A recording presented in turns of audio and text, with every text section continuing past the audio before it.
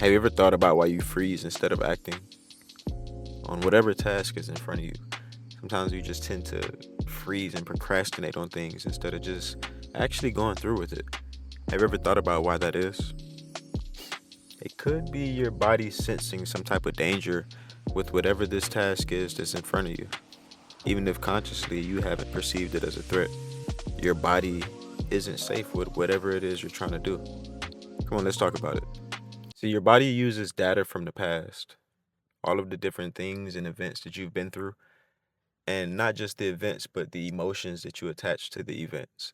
So, if you had a bad experience with something, even though whatever's in front of you may not be exactly like it, if your nervous system is able to pick up any sort of pattern that your conscious mind isn't able to pick up, it's going to cause you to just be a little bit uneasy in this environment, even though you can't understand why.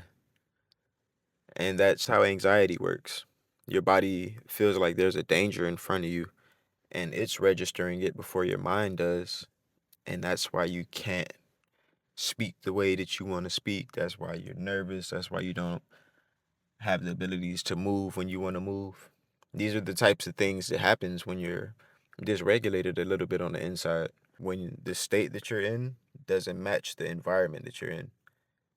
Like fight or flight mode, sympathetic state, when you're trying to figure out if you should fight or run away, like when your body is really, really tense, you shouldn't be in that sort of state when you're at Starbucks, when you're at the library or something like that.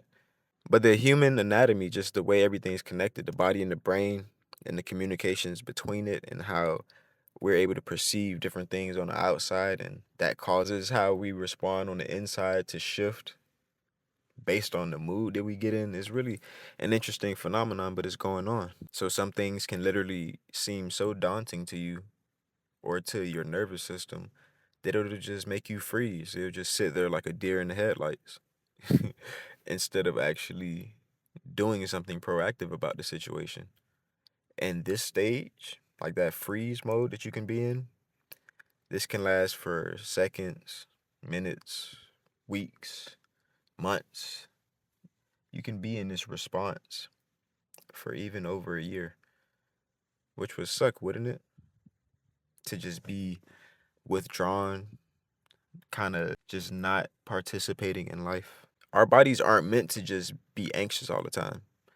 Like there's a certain amount of bandwidth that a person has to go throughout the day with, and the bandwidth is just how much brain power, cognitive resources you have to put towards the different things that you do. So if you're putting all of your cognitive resources towards not being afraid of something or just trying to overcome something that you're anxious about, you don't really have too much left in the tank to actually get things done that you want to, do to progress you towards your goals. And we can also freeze up even when the threat isn't actually there with us. Let's say sending text messages or emails. Sometimes we can actually freeze up the same way. And what's going on is our body is perceiving this email that you're about to send as some sort of danger. Like the way it can even like fathom that it's a danger is like you not getting a response will make you feel uneasy on the inside.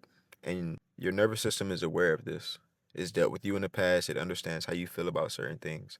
So in the past, when you sent the email out, didn't get a response, it didn't like that because it knows you didn't like that. So now before you send this email, if this person is seeming like they might not respond, or they'll respond negatively or respond late, or just leave you anywhere not really feeling secure, you'll probably just delay it, procrastinate, not get around to sending it until you literally have to. And now that's associated with some problems.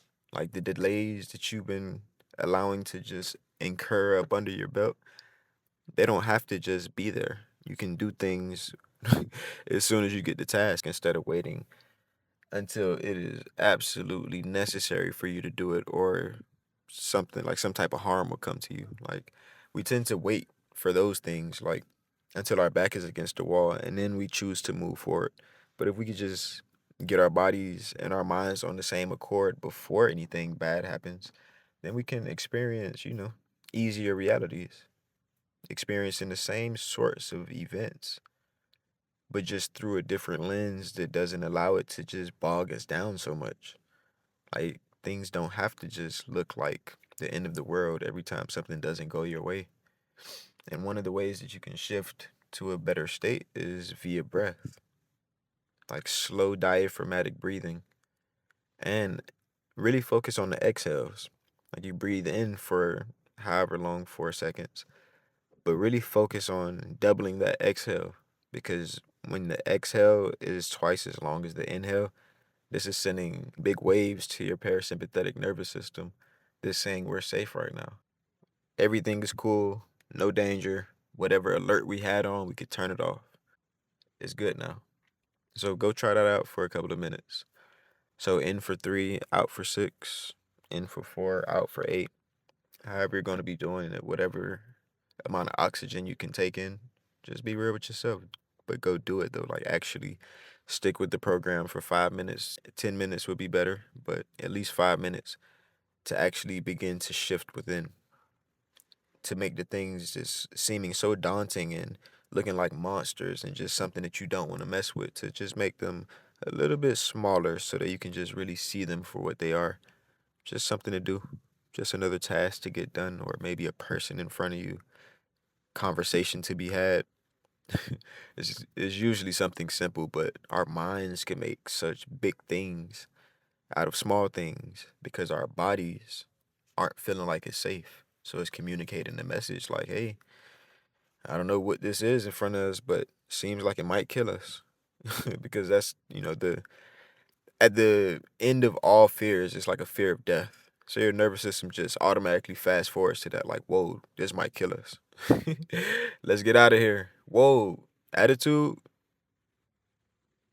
she's in a bad mood. The boss might not reply to my email, or they may say it's stupid, or all of these sorts of things can really just dysregulate you, keep you in a constant place of either being frozen, not moving, or tense, when you could be, flowing through things just a bit easier. It won't just be a miracle type of situation going on. Like, you're still going to be a person. People experience trials and tribulations, ups and downs, but you don't have to suffer through things. Suffering is not guaranteed, it's not mandatory. The state that you're in when you experience different events is determining how you're going to view those events. So just shift your state and then allow the events to appear different to you. But I'm Brad, and this is LGTM Healing, where we get your mind right so you can go and get your money right. You did? I'll see you next time.